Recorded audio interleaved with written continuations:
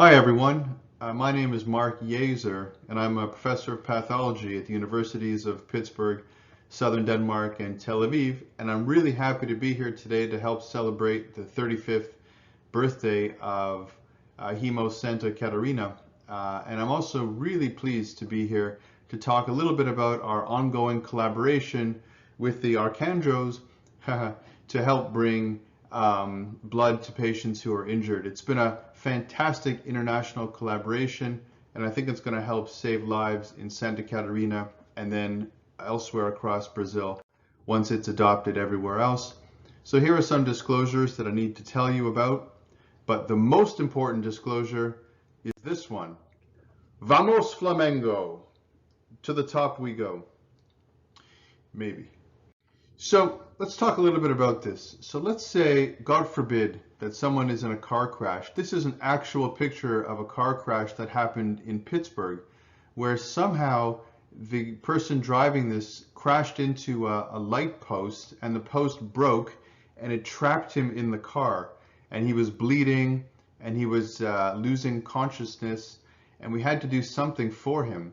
So what do you think we should do for somebody who is bleeding?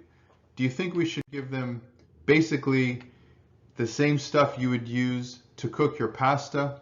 Literally, saline, which is a common fluid that patients get when they're bleeding, is salt water. That's all it is. It doesn't help to make the blood clot. It doesn't help to move oxygen around.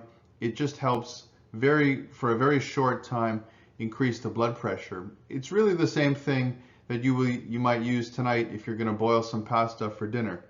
Or do you think that we should give the bleeding patient blood? If they're bleeding blood, don't you think we should give them all the blood back? I think that's what we should do. And I think there's great evidence to show that giving blood is far better than giving salt water back to patients. So now that we know that we should be using blood to resuscitate bleeding patients, the question becomes, when should we administer the blood? Well, this is an aerial shot of Pittsburgh, and this is where the car crash happened, down here south of the city. Now, it's only about a 10-kilometer drive to get to one of the three main trauma hospitals, but at 7:30 in the morning, that can take about 35 or 40 minutes. So are we going to let the patient bleed for 35 or 40 minutes without giving them blood back, or are we going to give them some of that saline, which is really bad?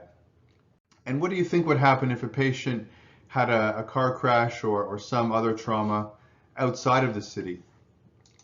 Like if they were here or here or here, where we have to send the Arcandros to go get them, and it might take 45 minutes, it might take an hour to bring them back to the city where they can get resuscitated. There's no chance that we should be waiting that long to administer blood products. We should be giving them, frankly, as soon as possible.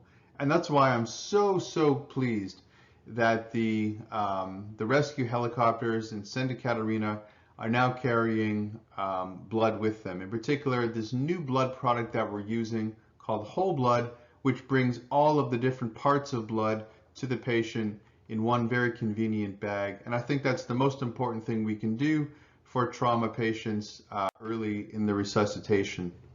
So it's been a wonderful collaboration using our experience in Pittsburgh and the desire of the physicians on the Arcandros to start carrying whole blood in Santa Catarina. It's a very important life-saving treatment for the bleeding patients, and I wish you congratulations on getting this program going. And on a personal note, it's been a wonderful honor and privilege for me to work with Dr. Thais Müller and her colleagues to make this project happen. Just wonderful people, and I hope our collaboration goes on. And I wish you all the best with your pre-hospital whole blood transfusion program. And you really should know that you're now a model for other helicopter medical services to follow. You know, even in the USA, we think we're so advanced and we do everything so well. Saline is still probably the most common fluid given to patients here in the USA when they're bleeding, and not whole blood. So we have more work to do here, and I'm so pleased to see that Santa Catarina is taking the lead on providing this important blood product to patients in your state. And I know it's the 35th birthday, so feliz aniversario to HEMOSC, and of course all the best to Havaí in the Brasileirão Serie A, and hopefully next year we'll see Chapecoense back in the Serie A as well. Again, obrigado and feliz aniversario.